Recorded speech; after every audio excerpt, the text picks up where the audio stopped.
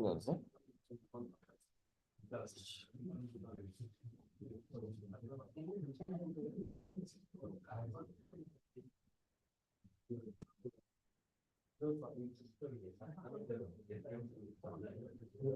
Okay.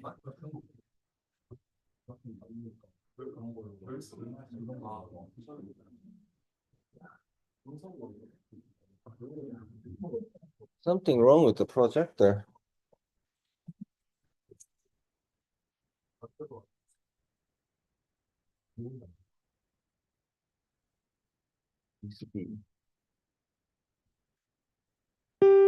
Okay, good. Finally. Recording in progress.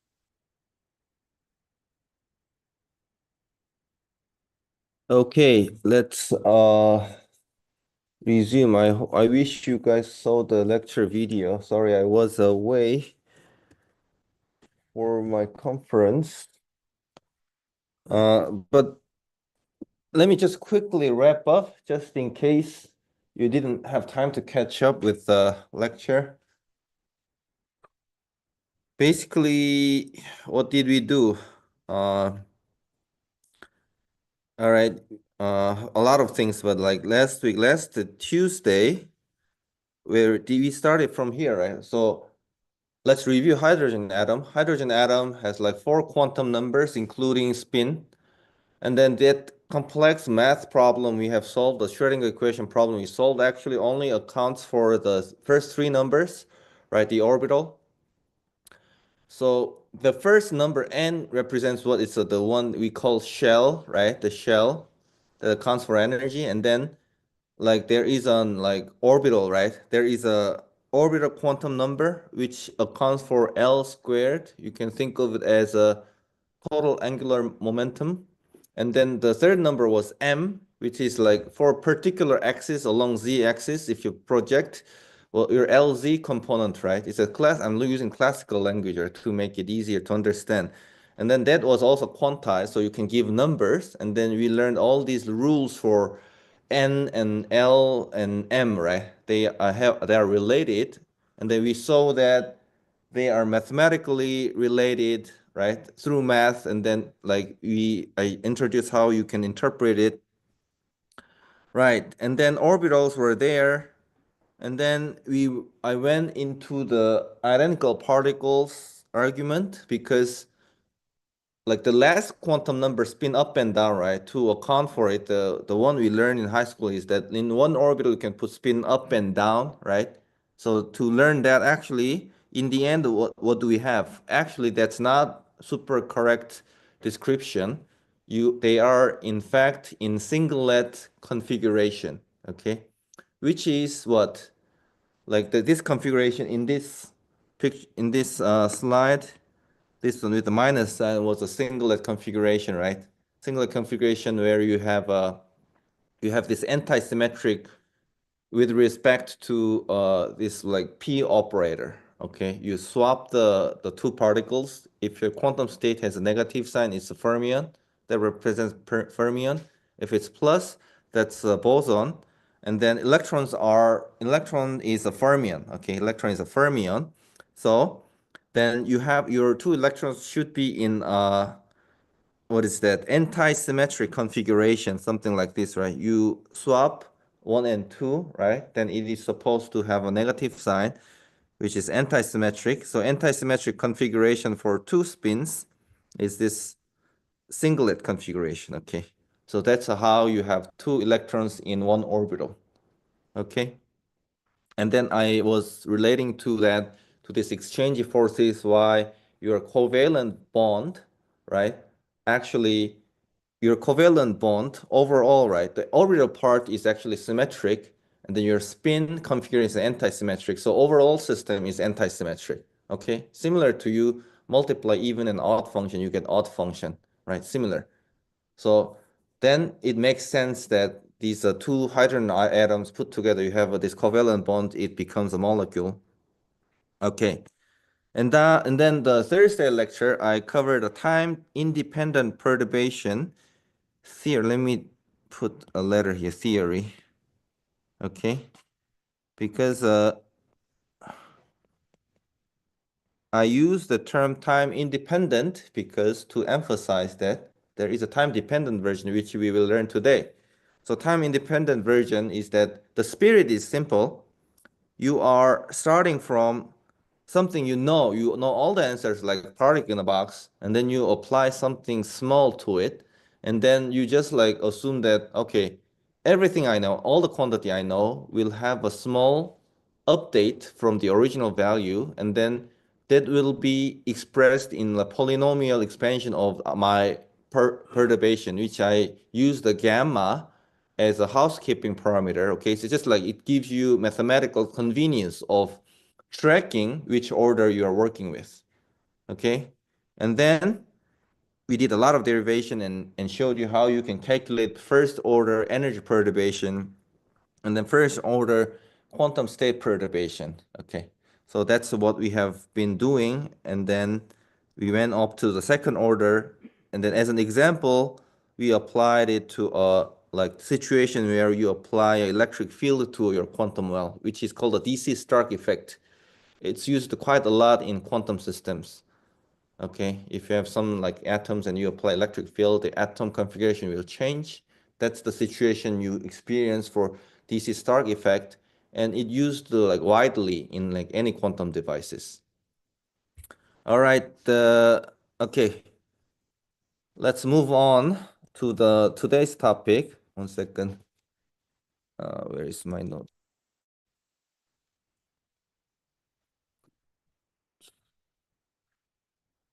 So today we'll learn time-dependent perturbation theory.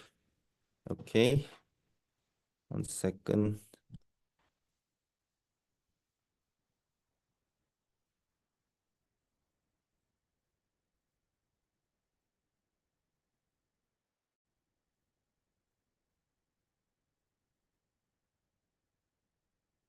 Okay, time-dependent perturbation theory. So mathematically, it may look quite complicated, but I wish you guys don't get overwhelmed by the mathematical complexity. Okay, that's actually not something difficult. Okay, so any problem that looks very difficult is not actually a difficult problem as long as you get to know the conclusion and you see through the structure of knowledge, then it's fine. This mathematical rigor and like doing calculation, this is like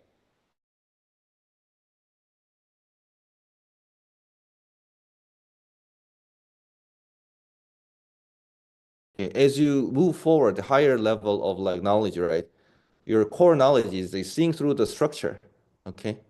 So actually, what's more important, for example, one second, is that turn up volume. One second, my microphone may be off. It looks okay. One second. Why is it?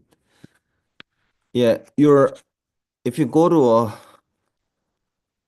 graduate school level study, what's important is that you see through the structure. Okay.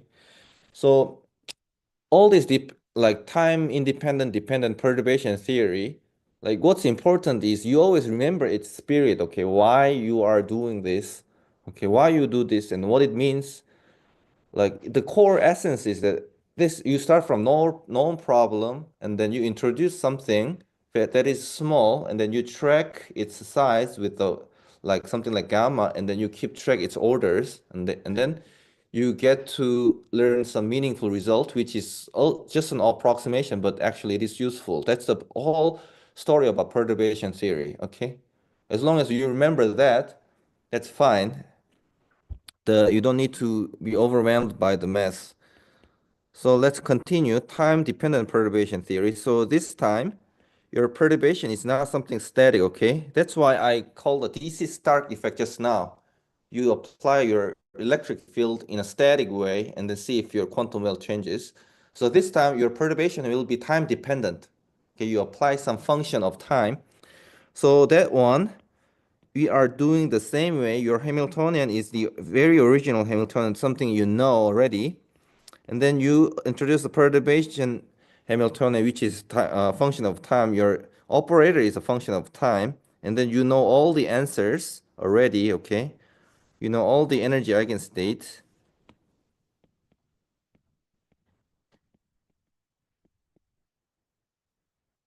And then we are going to solve the Schrödinger equation.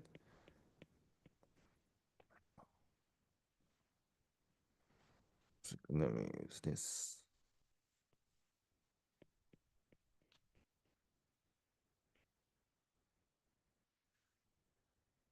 Okay, we solve this problem as usual.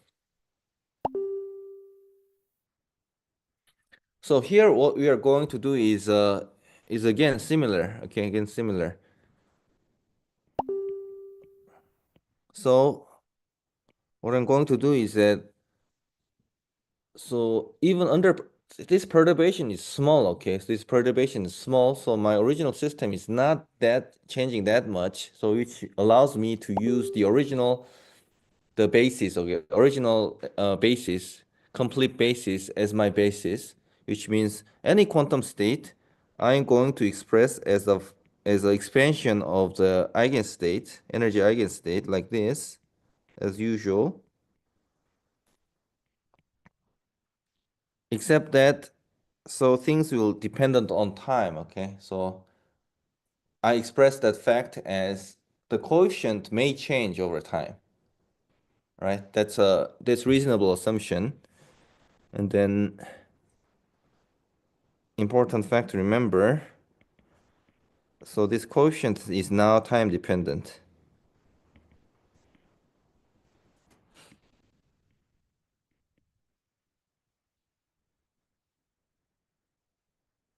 Okay, so now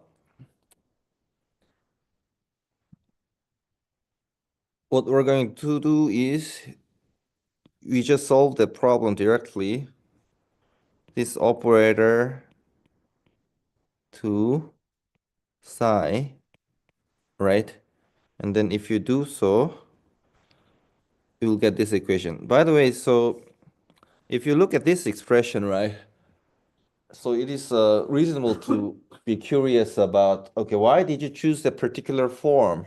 Because this is a function of time. Can you just absorb it to this coefficient, right? It is actually possible to do so, but by the time you arrive at the conclusion, like you actually see that doing that actually gives you a simpler problem, all right? So I just set the coefficient in that form, all right? I didn't observe exponential part. I just like explicitly expressed exponential part there, and then the rest of the coefficient is time dependent as a separate function. So if you apply that time there, partial differentiation with the IH bar product, then it's a math problem. So here the time dependent part is like there are two terms, this one and this one, right? So you separately apply that. Then what you get is first you get this expression an dot means a time derivative, and then if you apply it to exponential function, you're gonna get en, and then I also multiply IH bar.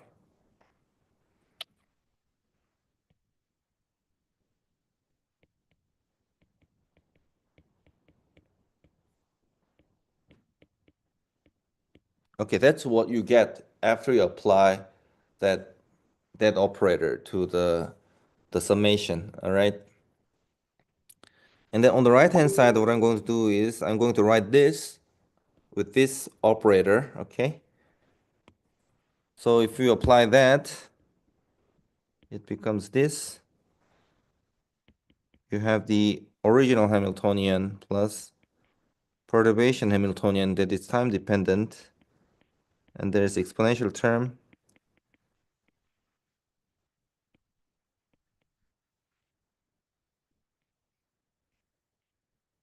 Okay, you have that. So this expression can be simplified if I apply the brass psi q. Okay, q is another index here to both sides. Now you are probably familiar with this technique, right? We have been using this quite frequently.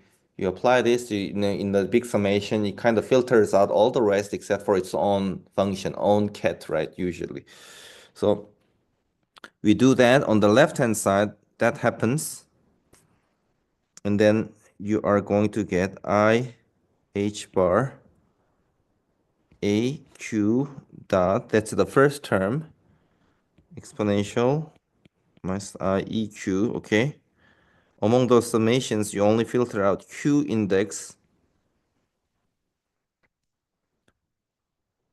Okay, so you get that, and then rest of it, right? Rest of it is, one second, it's disappeared. Okay, in the second term, right? Second term, this one. This one is, in fact, you can figure out by comparing this expression and this expression. If you apply this original Hamiltonian to all of this, right, it's going to extract that En, right? So that's going to be the same as this term, and so they will cancel out, okay? So this term and this term, they will cancel out, right? So they cancel out, you just like, so left-hand side, they already finished. And right-hand side, you're still left with this perturbation term, so you have to write down the whole thing.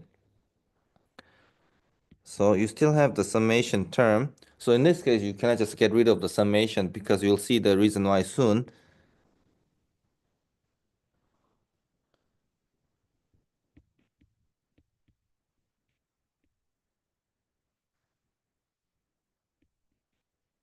Because your perturbing Hamiltonian is going to be applied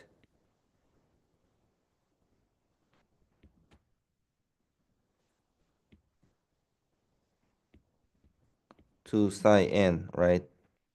So it's not like left-hand side, you're simply filtering out all the other terms, right? Because your perturbation will be applied to psi n first, and then you don't know what it is, right? So then you apply psi q, okay? So this is the equation we got.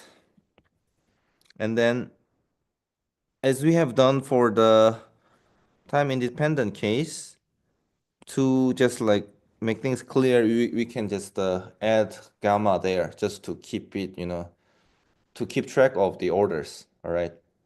So gamma is there, so that's the problem we're going to solve. Okay. And then here it gets a little bit complicated. Okay, so when you have something, so that gamma, if you introduce, right, anything change, in time independent case, anything changes, we expand it in terms of gamma's polynomial expansion, right? So we'll do the same thing here. What we're going to do is that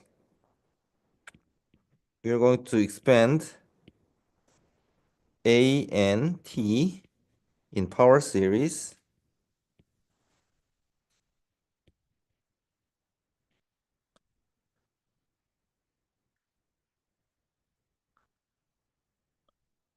A n t as this.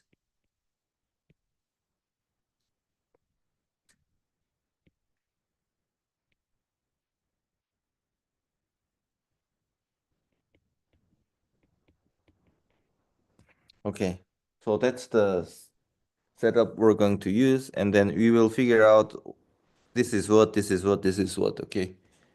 AN 0, 1, 2. And then we know about the coefficients. Once we know about the coefficients, then actually we know the quantum state is changing in which way. Okay, so we get important information. When you turn on time perturbation, then your quantum state changes in what way. That information we'll get. So let's put this whole thing here, okay? Put this whole thing there.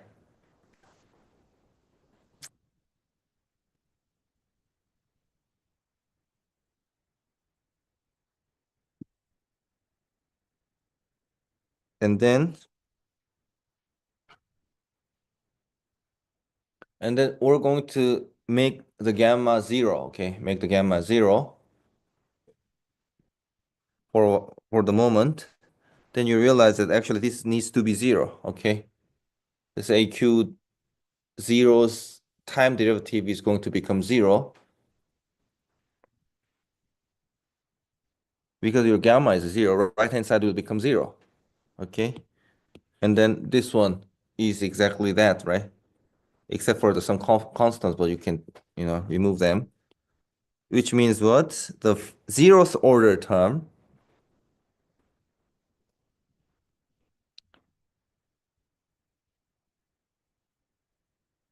zeroth order term is constant.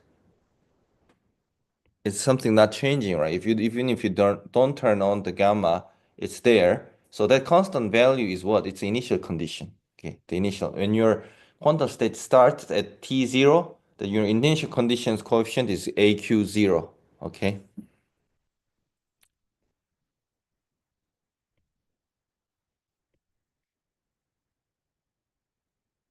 This zero is one is a subscript, the other is just the parenthesis. Okay, that the second one is means the time equals zero, right? Okay, so zeroth order we just handled. So we'll move on to the first order.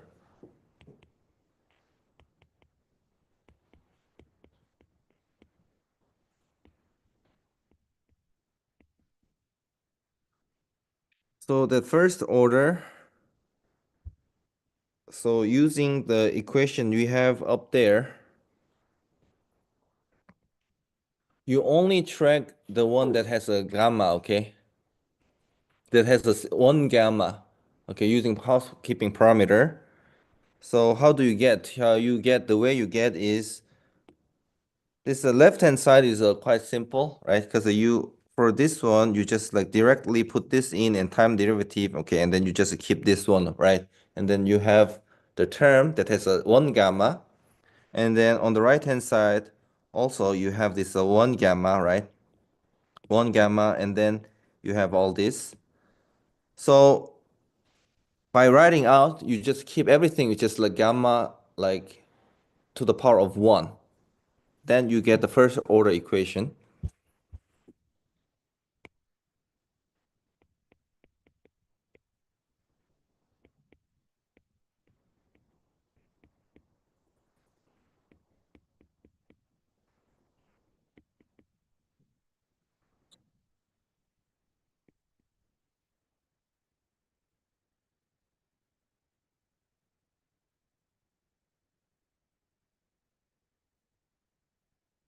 Okay, so you should think about why this has the zero subscript up there, because we're keeping the first order. Okay, so look at this here. Gamma is already has a linear term there. So to have the first order for this entire expression, so this one should not have gamma in it, right? It needs to be just constant, which is a zeroth order. So you have the zeroth order in the expression here. Okay, that's what you get. And this omega qn is something I defined for simplification. It's just a notation, okay, convenience. Omega qn is omega q minus omega n, eq minus en divided by h bar, okay? So that's just the algebra, so you can figure out yourself. And then once we know aq dot is what, okay, aq dot is what? It's on the right-hand side. But in principle, this is something you can calculate. Okay, you always think about in principle, can I calculate it or not? You know this already from the problem. You know this already from the problem. Okay, these things are all known.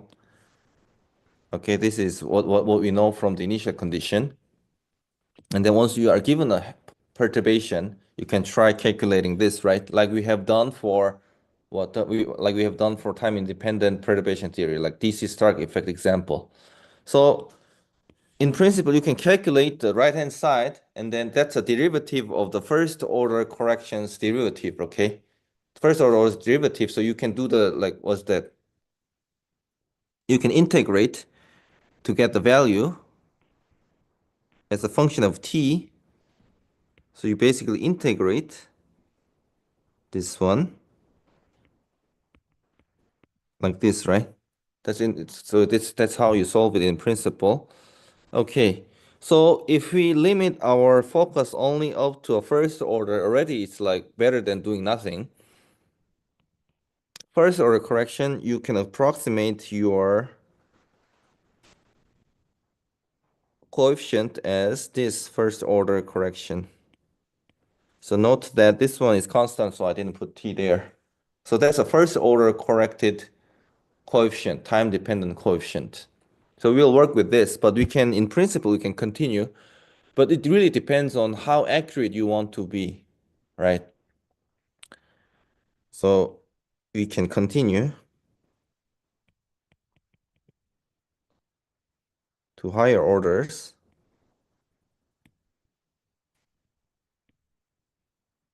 Just going back to this equation, okay, this equation, and you just plug in that, and then now you only track the terms have gamma square, right?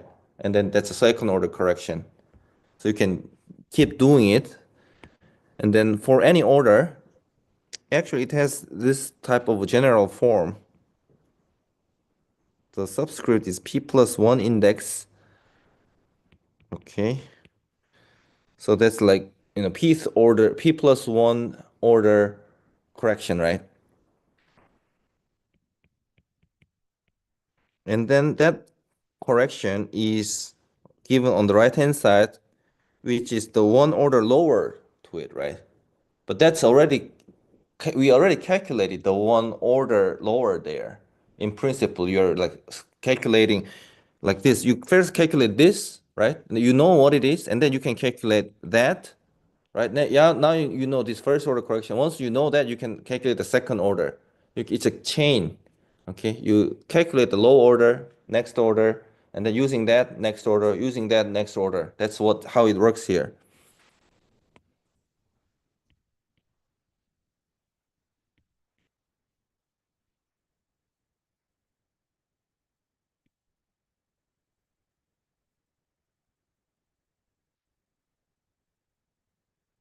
Okay, so in principle, you start from this, you get to know this, you get to know this, and so on. Continue. At some point, you can calculate the correction for pth order and the next order. That's what I expressed up there, okay?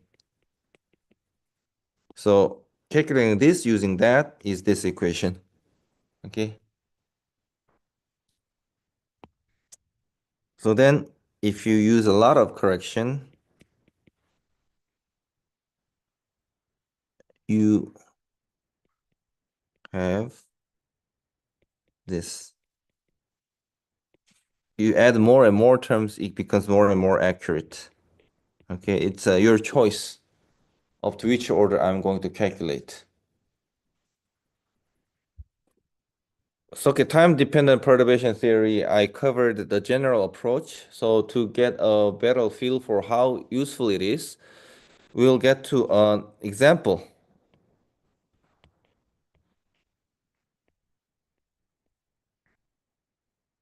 Actually has a name. It's called Fermi's Golden Rule.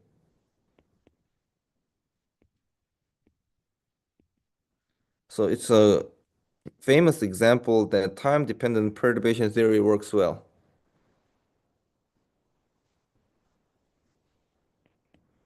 Time-dependent perturbation theory.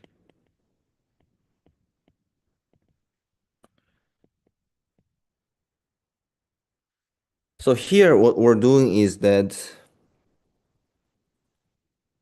you have a two quantum state. Let me label it as M and J.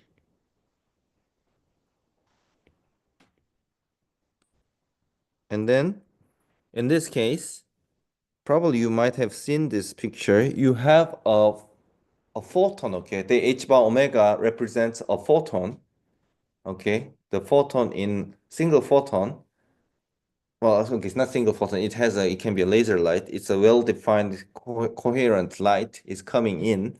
And then you usually learn that it can absorb that light and then quantum state can jump to a upper state. Okay, the upper one has higher energy. It goes up here and the quantum state becomes that J. And then this is also applicable to the opposite case. Now your original quantum state was here, okay, but the same thing comes in, and then as a result, the quantum state will drop down to the bottom. So this is actually what's describing, it's something very fundamental. Atoms, absorption and emission.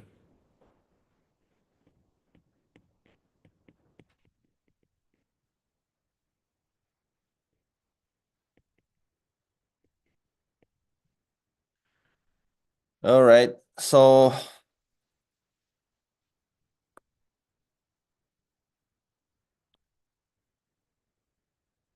to get, to give you a better and a simpler picture, I actually bring in the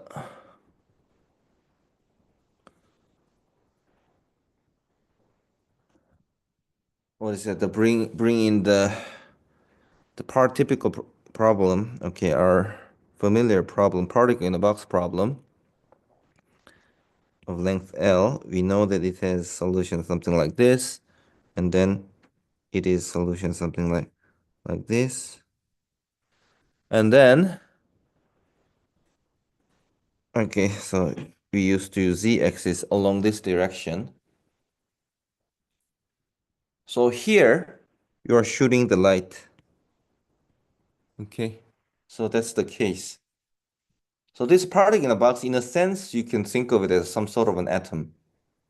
Okay, it's kind of an atom. Atom is just like more realistic, right? It has a potential. It looks different. Potential looks like what? It's a Coulomb potential, right? But in the end, what it does is it kind of traps your atom, right? In this kind of potential, you trap your atom like this. But I'm just like making my trap, potential trap, like just like a box. But in the end, they're essentially just like potential trapping electron. So they share all the familiar behaviors, right?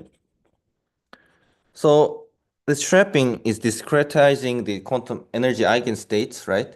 And then to it, we are doing time-dependent perturbation of sending like light. So in this case, our problem is along z direction. So in x and y direction, you just assume it's like infinitely the same.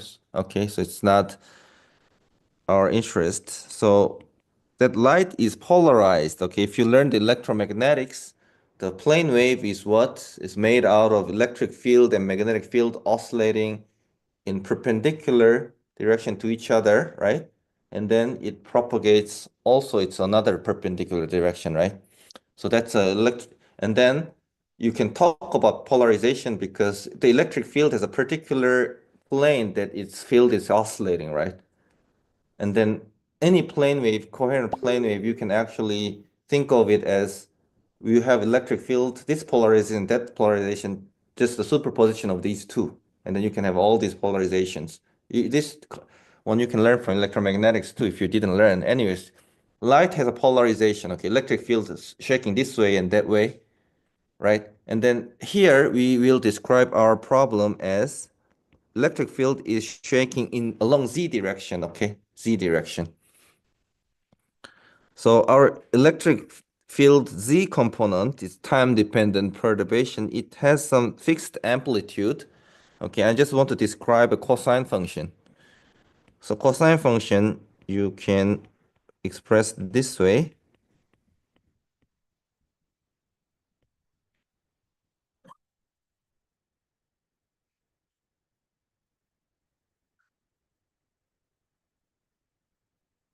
All right, it's a cosine function with some amplitude. This is exactly what you get with your laser. If you measure your laser, electric field is like that. All right. So let me draw it as a function of time. cosine function, right? It's something like this, okay?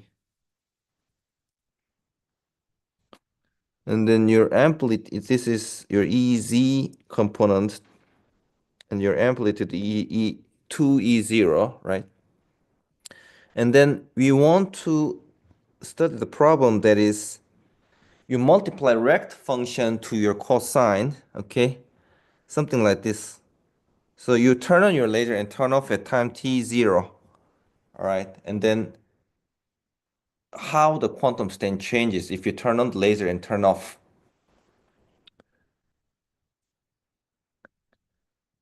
So your perturbing Hamiltonian in time-dependent form, it is described this way.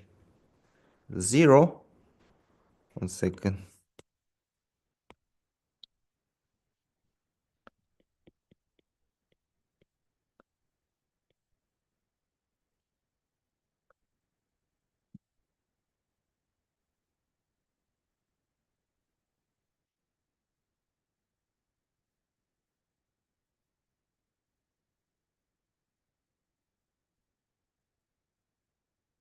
And 0 before you turn on, and 0 after you turn off.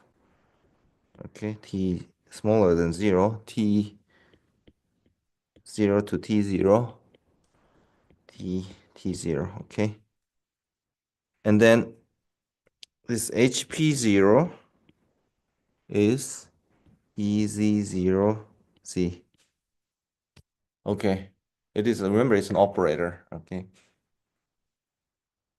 The reason why electron charge E I multiplied is what? Because Hamiltonian's unit needs to be joule. It's an energy, right? The electric field is volts per meter. So you multiply Q, right? QV is in, what is that? QVZ is in, what is that? In terms of the joule unit. Okay. So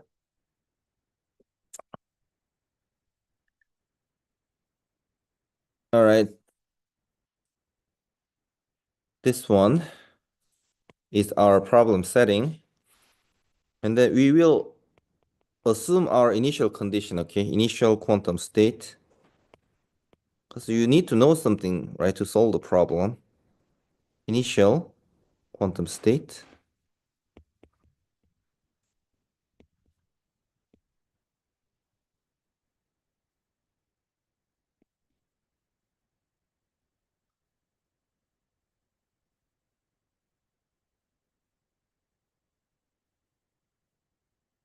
So AM, okay, I'm using index M. Let me make it clear here. AM is 1, okay? So it is in that mth quantum state in terms of energy, okay? That's the problem setting. And all the others are 0. Okay, you start from some quantum state. That's the problem we're solving. All right. But this is already enough because any initial quantum state, even if it's not that, one energy eigenstate, any quantum state will be a superposition of energy eigenstates, right? Because it's a complete set. Then you solve this problem and just superimpose everything, right? So actually, it is already enough to solve for one energy eigenstate.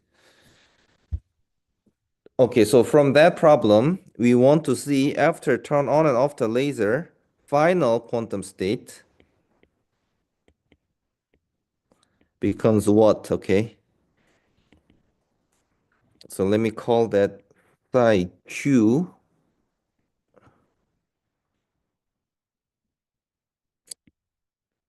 1 second, I need to again do it again.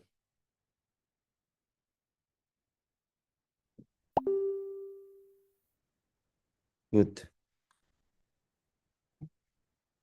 And then that's what we just learned, right? Time-dependent perturbation theory. And then AQ0. So for like non-M, okay, other than M, so that there is an index Q, okay. So in the beginning, this is the initial condition, right? I mentioned the zeroth order is an initial condition, so it's not in that Q's quantum state is zero, and then AQ as a function of time will become what?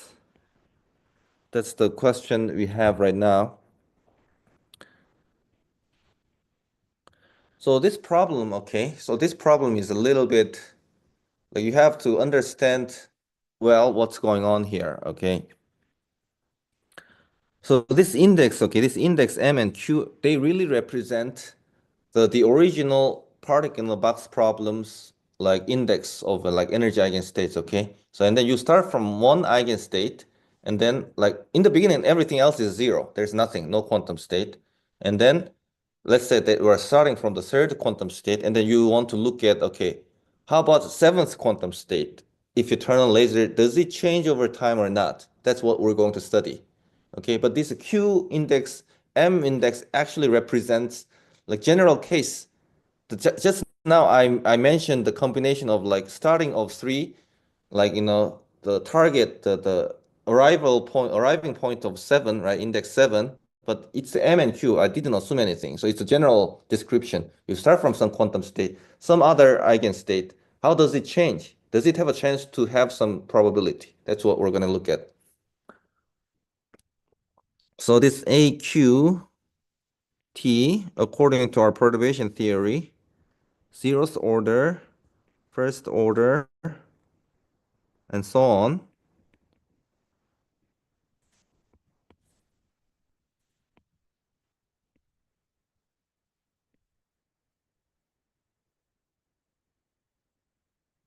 And then, okay, for the moment, let's just focus on first order, the simplest one. Okay, it's already giving us a good information.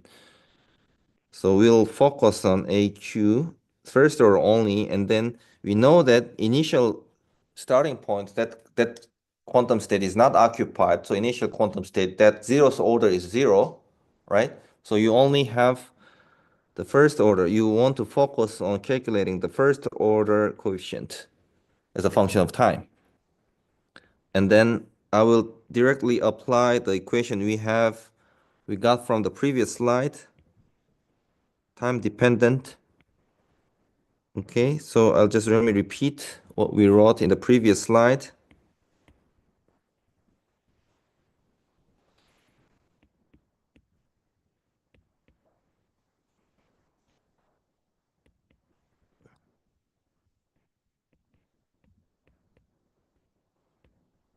Okay, here is what we're going to calculate.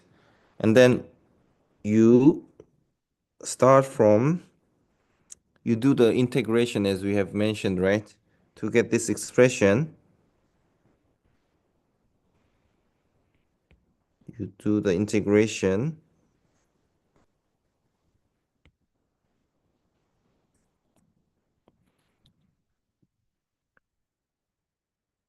Okay, let me swap the order a little bit.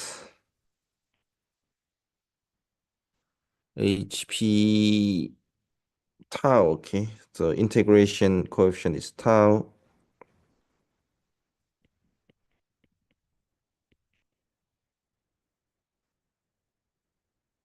Okay, this is nothing but integration of the line above. So we will do the calculation. And then since it is the time integration, right? You're doing time integration, the tau. So anything that doesn't have time can get out of that integration. So I'll do that first. 1 over h bar is just constant, it gets out. And then this expression, it was what? If you go to this slide, okay, this HP 0, this one itself is not time dependent part, right? That's just this, it doesn't have t. So that can get out. And then also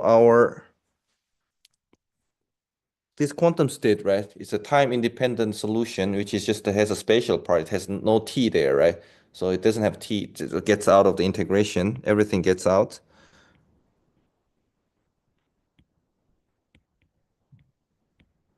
And the rest of it, we need to do the calculation.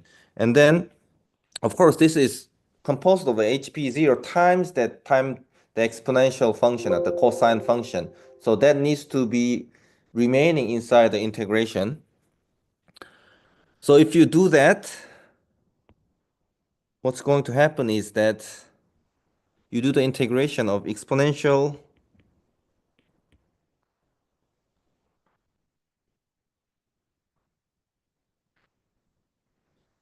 and then you minus omega tau, okay?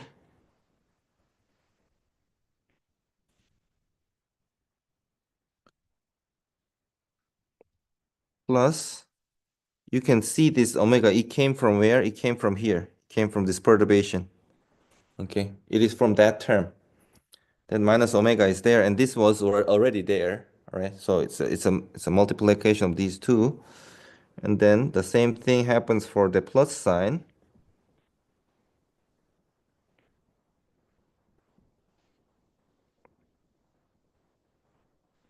and then you do the whole thing integration with the tau. Then the tau's integration is actually you can think of it as just as a 0 to t0. If you're, what is the t? I think actually I need to mark here. So in this problem, when I solve, I want to work on this condition, okay? After turn off the laser, what happens, okay? What is the quantum state? So that t is larger than your laser duration. Your laser duration is t0, and then you see the quantum state after the laser is off. And then what happens is that your integration, you only need to do t0 up to t0 because that's where how much your laser is on, right? Other than that, your what is that, perturbation is 0, so it's all giving you 0, right? So your integration range is like that, and then you can, this one is, you can solve analytically. Okay, you can analytically solve it. So let's do one by one.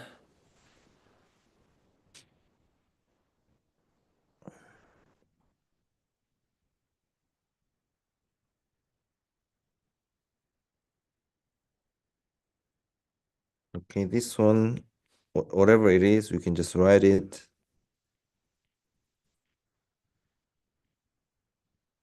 At this moment, I'm not super interested exactly what this is. Sometimes it's interesting. For now, we want to focus more on time dynamics, okay?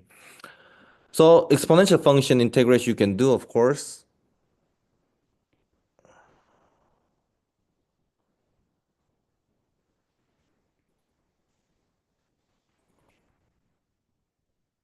Okay, exponential I omega q. It's a bit lengthy, the problem, right? It's this.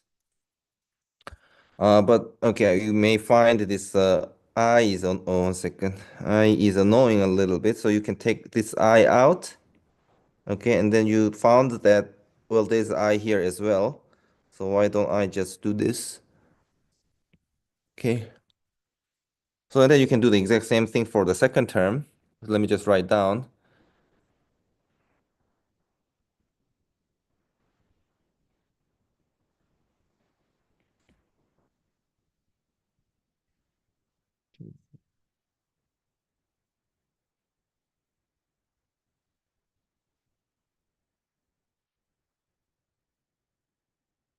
Okay, we finished our integration. And this one, we will just update its form a little bit, okay, a little bit. A little bit by using the fact that this type of form, right, you can actually, you might have seen it, you can easily switch to sine function form. So that's the job I want to do.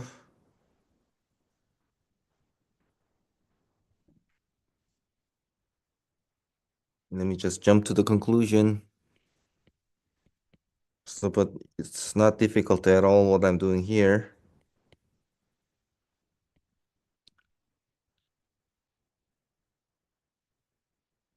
Okay, so that This part is like, what is that? I'm just doing this e to the,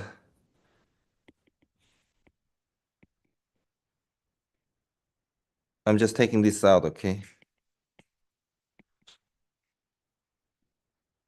And this is what is a 2i sine theta over 2, okay? So that's that job I'm carrying out here.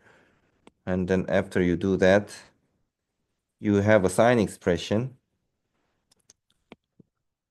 So it's just mathematically helpful to do it later if you keep doing calculation.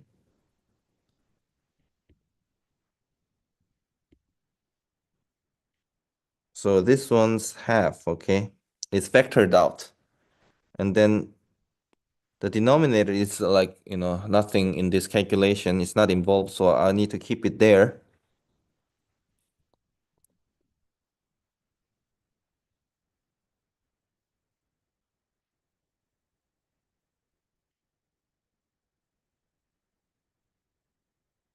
And then you have this sine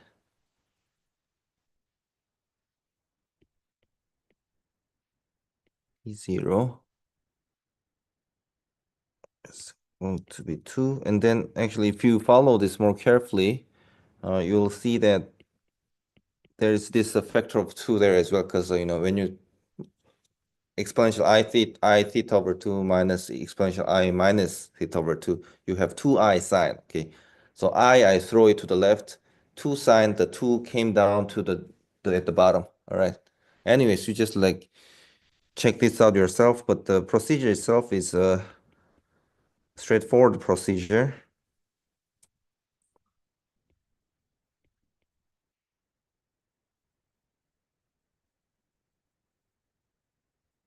Okay. Sine.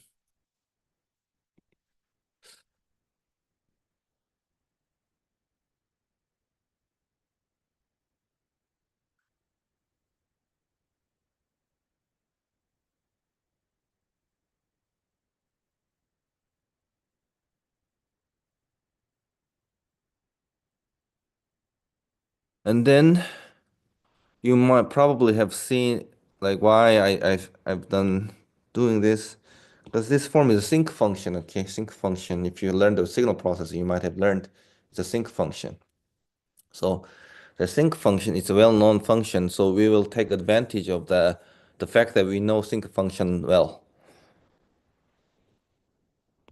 So okay, so at this point, let's look at the big picture again. For t bigger than t0, which is after you turn on and off your laser, your quantum state is approximately, you started from mth eigenstate, okay? So this is like whenever you don't turn on any perturbation, it will be like that, right? But it will have more terms for other indices.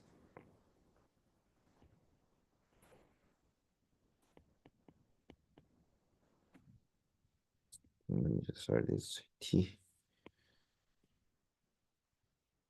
exponential minus I e q t.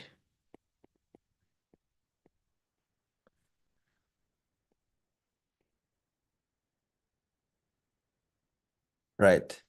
So there's a little problem with this expression, which is the fact that it's not actually normalized, right? Because without this part, okay, this part alone, it is already well normalized.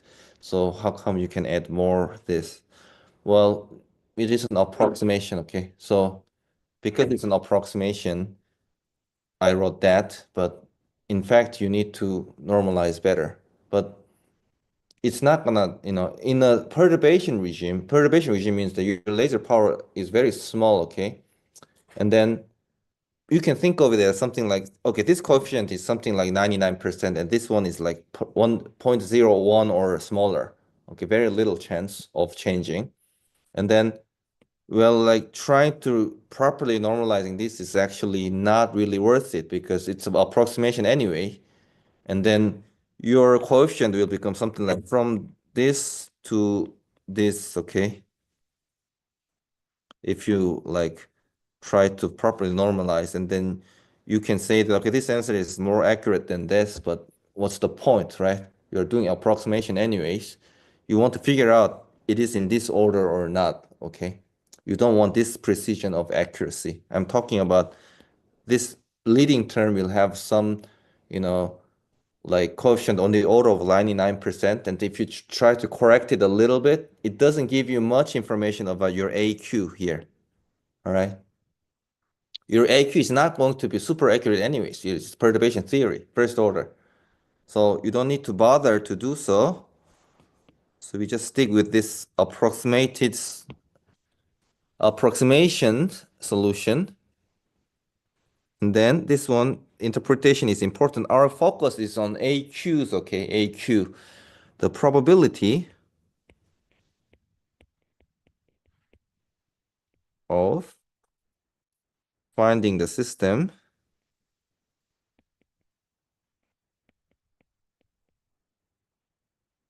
in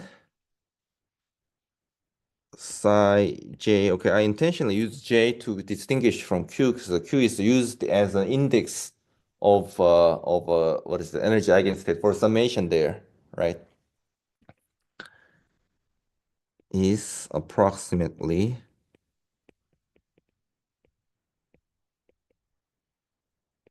aj1 epsilon squared Born rule. So remember, so let's wrap up again. What we have done so far is that you start from some given quantum state, and then we are calculating the AQ, okay? The AQ, the Q's eigenstates coefficient evolution over time. And initial state, it has a 0, and then it may become non-zero over time. We solved it for index Q, and then the Q index is in general. It's for all the eigenstates. So in the end, the general solution will become the summation of all those things. Okay, that's why it has a summation sign. And then each of the quantum states probability occupation, you learn from the Born rule, okay? It's approximately this. Okay, so then that probability, let's call Pj, which is aj1 square, okay? It's all approximation. And then if you solve it, so we already know the expression of this, right? In the previous slide here. This whole thing, we will take the absolute square value of that. Okay, absolute value of that. So this one is not difficult, right? This is just a constant. I'll write it down, and then we'll take the absolute square of that big parenthesis, okay, the bracket. So the constant part is nothing but this, but still it is an information, right?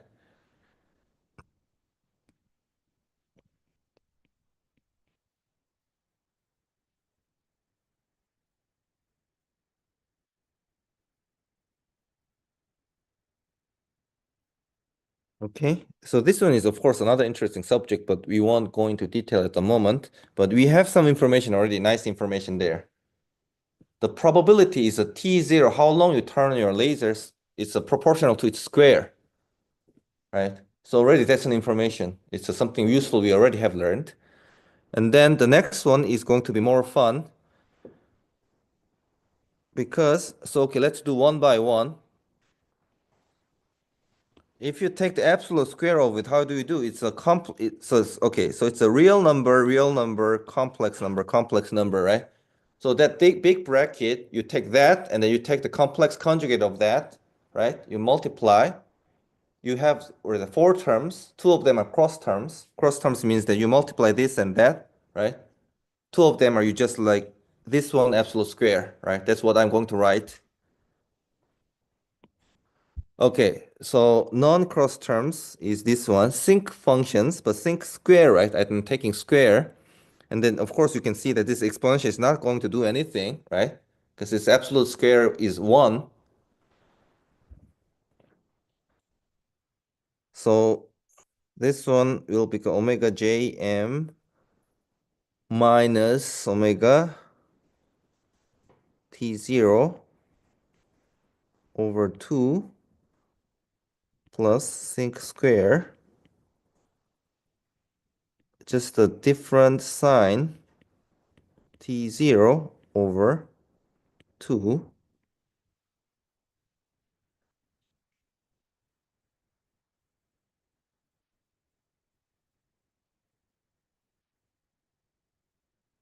plus, okay, the cross terms, there are 2, so there will be 2, and then let me just write it down. If you do that multiplication, you'll get this.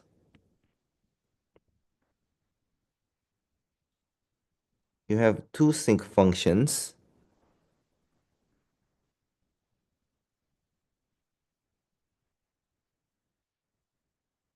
This.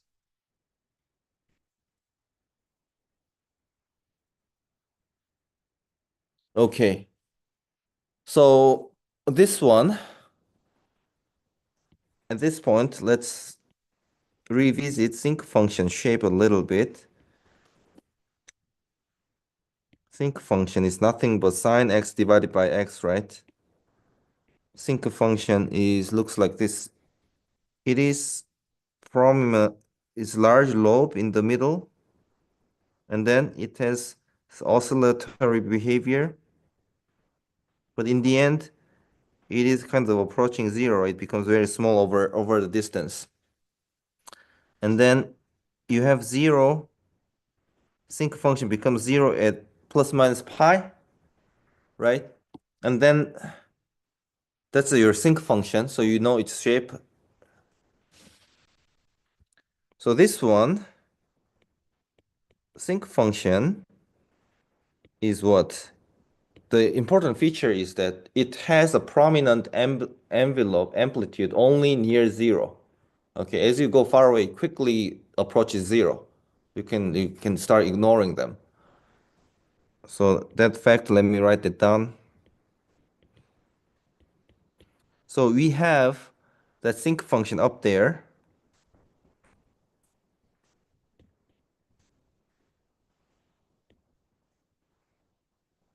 When this is smaller than pi over 2, okay, when this number is smaller than pi over 2, something like, at least like here, right? That range, it has a significant value. Otherwise, it like really goes down to zero quickly.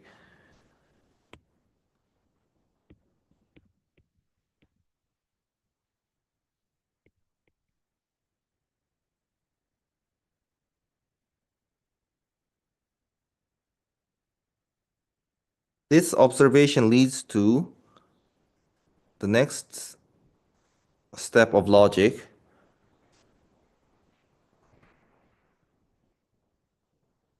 which is, so there is this two, one second, let me change it. So I'm focusing on these two sinc functions.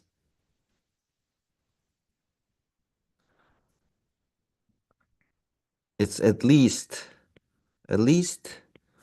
one of these two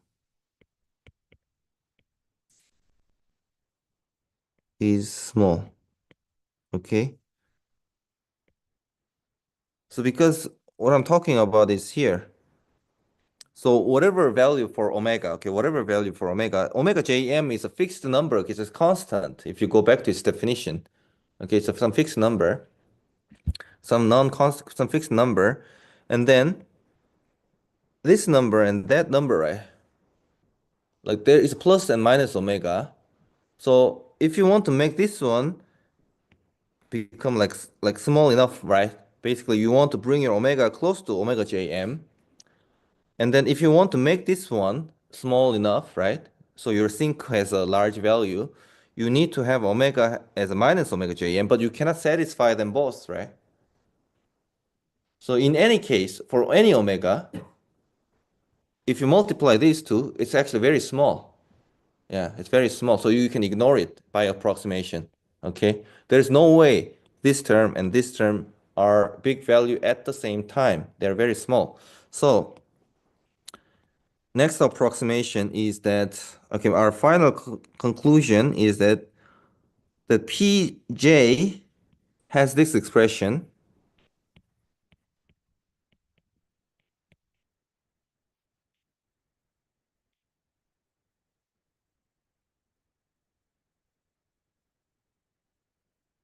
you have this sinc function still we cannot ignore, right? Because there is a chance that it has a significant value.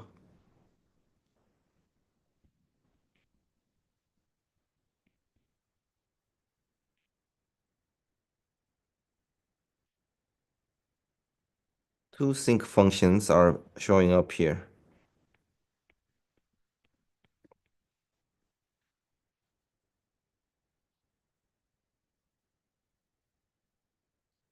Okay.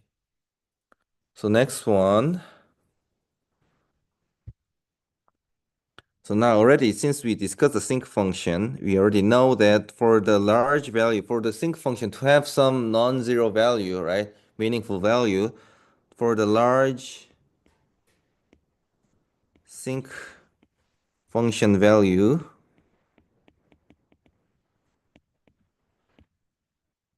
what is that? Your parameter, right? Inside the parenthesis needs to be near zero, which means your laser light needs to be, one second is, oh my God, there's no H bar here.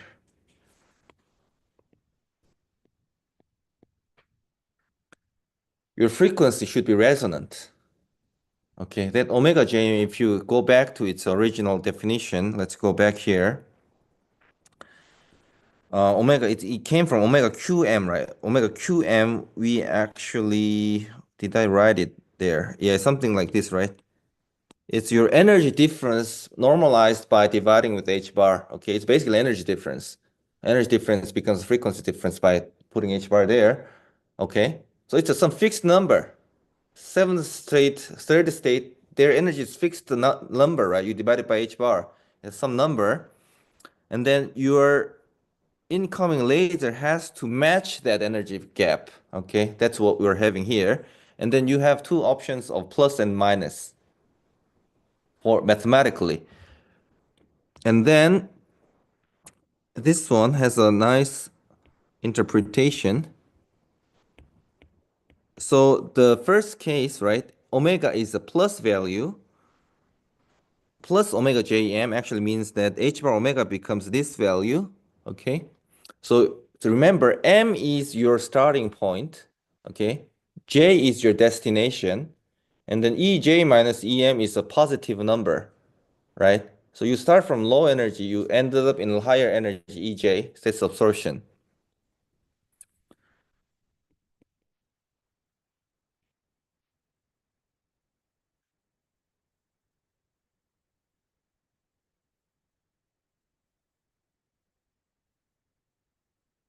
The other case, the other sign, right? Now minus omega jm, so it becomes em minus ej. So which means that em is larger than ej in energy, which is what? It's an emission. Actually, it's called a stimulated emission, okay?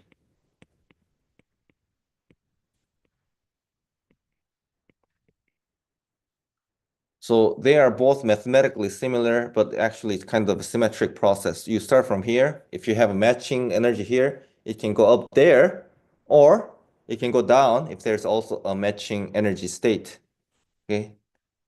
So this stimulated emission is what?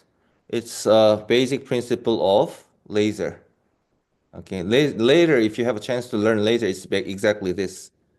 Okay. And then it is what is that? It's kind of a snowball effect. You have a lot of emitters at the same energy gap. One one thing, okay, one photon comes in, it let it shoot, and then that photon comes out together, and then two will work together, and then it'll let other two atoms to shoot, and then there are four photons, and they also work together to shoot again. That's laser, okay? So, okay, first look at the absorption first. Let's take a look at the absorption.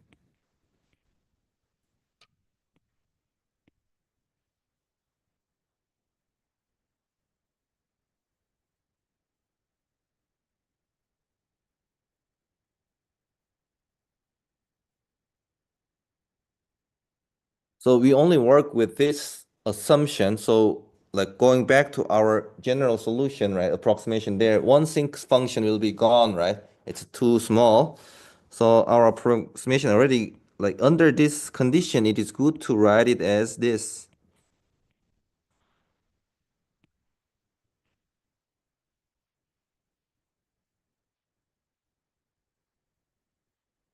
Sinc function.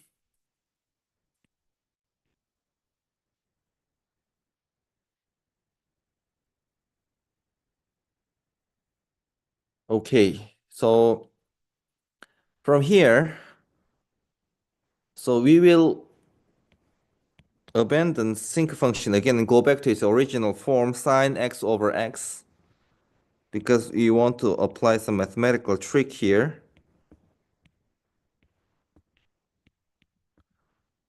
So we're writing as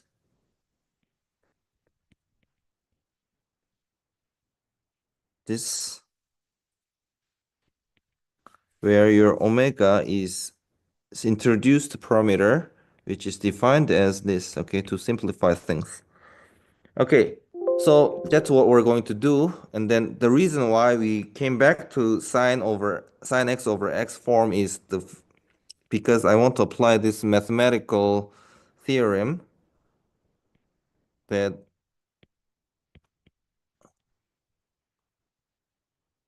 we can link the sinc function form, okay, with the delta function. So this is a mathematical fact, okay? Sinc function, if you do that integration, it becomes pi over 2. And then if your t0, you turn on laser forever, your sinc function will get sharper and sharper. And in that case, that fact can be used to define delta function. Okay, so you might have seen this when you first learned the Dirac delta function. Okay, so we stop here because the time is up.